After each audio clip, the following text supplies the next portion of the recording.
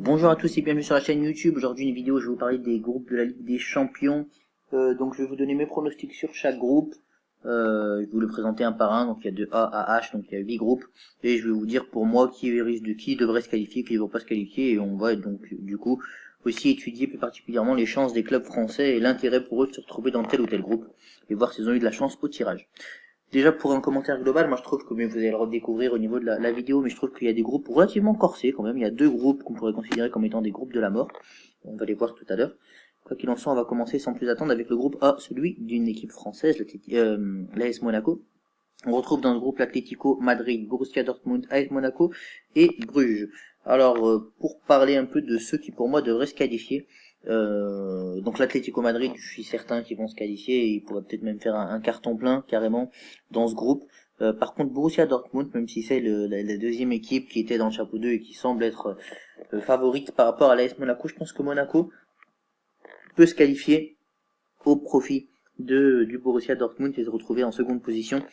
Parce que le Borussia et l'AS Monaco ont des problématiques assez communes, c'est deux équipes qui sont assez fouillies depuis la saison dernière. Voilà, c'est des équipes qui, voilà, bon, jouent quand même les premiers rôles dans leur championnat respectif, mais ont une ossature qui est régulièrement chamboulée. Donc c'est l'équipe qui arrivera le mieux à composer avec Scala qui aura des plus de chances de se qualifier. Et je pense que Monaco et Jardim, là, voilà, on fait quand même des coups intéressants au niveau transfert. Je fais bien seulement Chadli. Enfin, là, Monaco y a mis les moyens. Et je pense qu'ils devraient pouvoir se qualifier en huitième de finale Monaco. C'est mon point de vue. Maintenant, s'ils se qualifient pas en huitième de finale, ils iront au moins, je l'espère en tout cas, en Europa League. Donc voilà, ça peut être quelque chose de bien déjà pour le football français si Monaco se retrouve au moins en Europa League, même si de ma conviction personnelle, je pense que Monaco devrait pouvoir se qualifier en huitième de finale au profit, plutôt aux dépens du Borussia Dortmund. Voici ici le groupe B, Barcelone, Tottenham, Eindhoven, Inter de Milan. Alors ça c'est un groupe très explosif parce que clairement on a trois grosses équipes que sont Barcelone, Tottenham et l'Inter de Milan. Donc ça va être très intéressant de suivre ce groupe. Je me demande moi, est-ce qu'il y aura une surprise? Je suis pas certain non plus qu'il y ait une surprise. Alors, même si je sais que l'Inter de Milan, c'est un club dont justement je vais parler dans une des prochaines vidéos. Même si je sais que l'Inter de Milan a fait un gros recrutement et qui joue plutôt bien, voilà, qu'ils ont des objectifs assez hauts cette saison, je vois pas l'Inter de Milan passer en huitième de finale. Je pense que la logique va être respectée, que Barcelone et Tottenham sont les deux équipes qui vont se qualifier. Et je pense que l'Inter de Milan chippera la troisième place au PSV Eindhoven et sera en Europa League et ça sera déjà très bien pour eux. On rappelle que l'Inter de Milan, ça fait un moment qu'on vous avez pas vu en Ligue des Champions, ou enfin du moins qu'ils n'ont pas fait de performance. Donc je pense que voilà, ça sera Barcelone, Tottenham, logique respectée, et Inter de Milan qui sera troisième. Ça, c'est mon avis. Groupe C, Paris Saint-Germain, Naples, Liverpool, Étoile Rouge de Belgrade, le groupe du Paris Saint-Germain, qui est un groupe plutôt relevé par rapport à ce qu'ils ont eu d'habitude. D'habitude, ils ont l'habitude d'affronter, vous permettez un peu l'expression, des pipes. Là, pour le coup, ils vont quand même affronter deux grosses équipes que sont Naples et Liverpool. Même l'Étoile Rouge de Belgrade, c'est pas une équipe à prendre à la légère. Donc, je pense que Paris ne va pas finir premier de ce groupe. Voilà, moi je pense que Paris sera deuxième et je pense que c'est Liverpool qui sera premier du groupe. C'est mon avis, mais voilà. Et attention à la surprise, Naples aussi peut être gênant. Enfin, c'est bien pour Paris, de mon point de vue, qu'ils aient de l'opposition tout de suite. On dit souvent que dans le championnat français, ils n'ont pas assez d'opposition, que c'est ce qui fait qu'ils vont pas loin en Ligue des Champions. Et là, ils vont avoir de l'opposition dans les groupes, ça va permettre à l'équipe de bien se former, à Tuchel de étudier différents schémas parce qu'en plus c'est des équipes avec des styles de jeu totalement différents, Naples et Liverpool notamment, donc ça va être très bien pour eux. En plus voilà, avoir l'habitude de jouer contre des gros joueurs, des grosses équipes, des grosses écuries, des grosses ambiances, parce qu'à Naples et à Liverpool et même à Belgrade, je peux vous garantir que l'ambiance elle est là, donc c'est très bien pour Paris Saint-Germain. Je pense que ça va leur permettre de bien se préparer pour la suite. Je pense quand même qu'ils passeront en huitième de finale et je pense que voilà, ils pourront finir devant Naples, peut-être pas devant Liverpool qui a fait un recrutement de dingue, juste Liverpool qui va faire figure, c'est vrai, de favori, ils ont été finalistes la saison dernière, donc clairement voilà, ça va être un groupe très intéressant à suivre et courage aux Parisiens. Bon, je n'envisage pas l'hypothèse dans laquelle Paris ne se qualifierait pas, mais bon, c'est possible, il y a un risque, on peut se le dire comme ça. Groupe D, Lokomotiv Moscou, FC Porto, Schalke 04 et Galatasaray, ça sera peut-être pour moi le groupe le moins passionnant entre guillemets, parce que il n'y a pas de grosse équipe, mais ça veut dire que en huitième on va retrouver deux équipes outsiders quoi qu'il arrive. Parce que si on les met dans n'importe quel autre groupe, Moscou, Porto, Schalke et Galatasaray, on se dit que globalement ils finiront troisième. Là, on a l'impression d'avoir que des troisièmes, à part peut-être Porto, qui a l'habitude de se qualifier en huitième. Donc je pense que Porto va se qualifier en huitième. Par contre, pour la deuxième équipe, c'est totalement ouvert.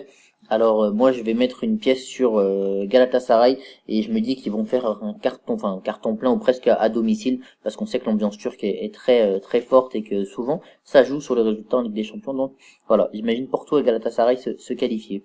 Des petites dédicaces à nos amis turcs et puis pour la troisième place, je pense que ça sera Schalke et Moscou qui finira quatrième. Voilà.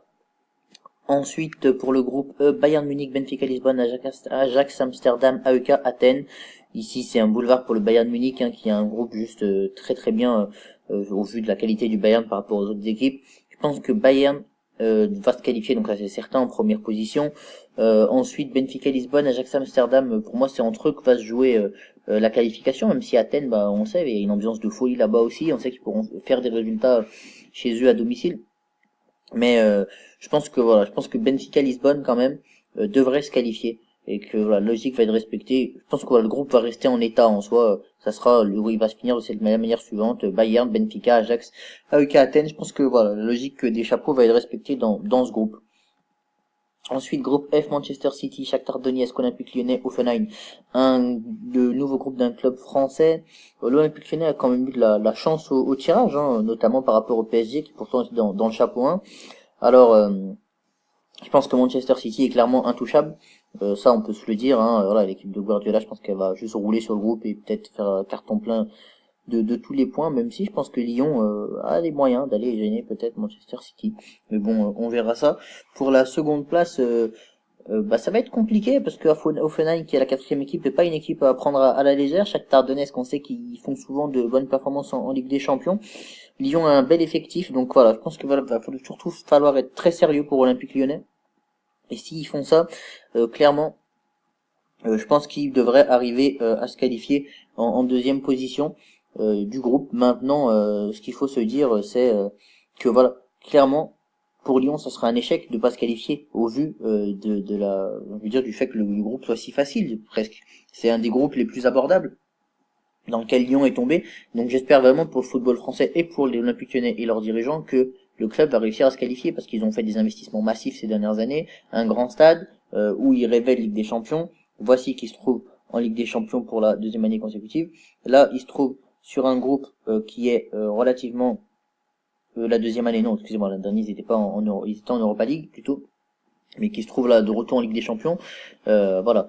Ils y ont fait des investissements importants, donc ils devraient pouvoir se qualifier. Je l'espère pour eux, parce que sinon ça sera un échec sportif, un échec de la politique sportive, et même si, voilà, je vais pas parler de ça tout de suite, mais un désaveu de la part d'Entrain, parce que clairement, si Genesio n'arrive pas à qualifier son équipe dans ce groupe-là, dans aucun des autres groupes dont on a parlé et dont on va encore parler, il pourra sortir.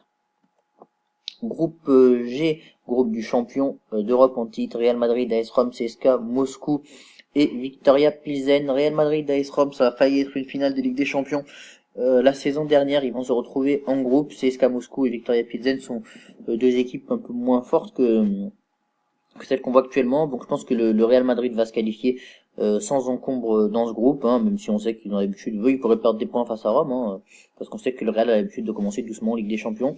Et puis pour la deuxième place, j'ai envie de dire que la tendance serait de dire qu'on verra l'AS Rome se qualifier, mais voilà, l'AS Rome est parfois décevante en phase de groupe, donc attention, vigilance, peut-être que Moscou pourrait être là en embuscade et se qualifier en seconde position, parce que pour moi, alors c'est peut-être un peu dur ce que je vais dire, mais Rome en demi-finale de la Ligue des Champions la saison dernière, c'était une anomalie. Donc voilà, attention, il pourrait y avoir une surprise dans ce groupe. Enfin, dernier groupe, Juventus, Manchester United, FC Valence, Young Boys de Berne. Et bien Cristiano Ronaldo pour son retour en Ligue des Champions avec un nouveau club. Clairement, on va avoir porte à faire. Il va retrouver son ancien club, enfin son ancien club maintenant, Manchester United. Un pensionnaire de la Liga qu'il avait l'habitude de jouer le FC Valence et une équipe suisse qu'il a peut-être jamais rencontrée, le Young Boys de Berne. Là, clairement, je veux dire, sur le papier, la Juventus est favorite du groupe, mais il y a plein de plays. C'est lui, pour moi, le groupe de la mort. Et voilà, ça va être très intéressant de suivre ce groupe. Il va y avoir du beau football. J'espère que Manchester United gardera Mourinho et que Mourinho va réussir à faire des résultats. À mon avis, oui, il va réussir à faire des résultats. Je pense que la logique devrait être respectée. Juventus et Manchester United, mais Valence va être un gros adversaire et ça pourrait se jouer à la dernière journée, ce groupe. Et je pense que Berne, malheureusement, va se faire berner. Hein, pardon, je m'excuse du jeu de mots complètement pourri, mais je pense que Berne va se faire berner sur toute la ligne et qu'il risque de prendre des roustes en aller et en retour face à tous les adversaires. Voilà, en tout cas, je vous remercie d'avoir suivi ces groupes de la Ligue des Champions. Je reviens cet après-midi pour les groupes de l'Europa League. Donc voilà, restez connectés à la chaîne, n'hésitez pas à vous abonner, à liker, à partager si la vidéo vous a plu. Merci pour tous ceux qui nous rejoignent très régulièrement là sur la chaîne, ça fait super plaisir. On est maintenant plus de 500 sur la chaîne, c'est topissime. Mon objectif c'est qu'on soit 1000 très rapidement, alors je compte sur vous, partagez, partagez, partagez. Salut!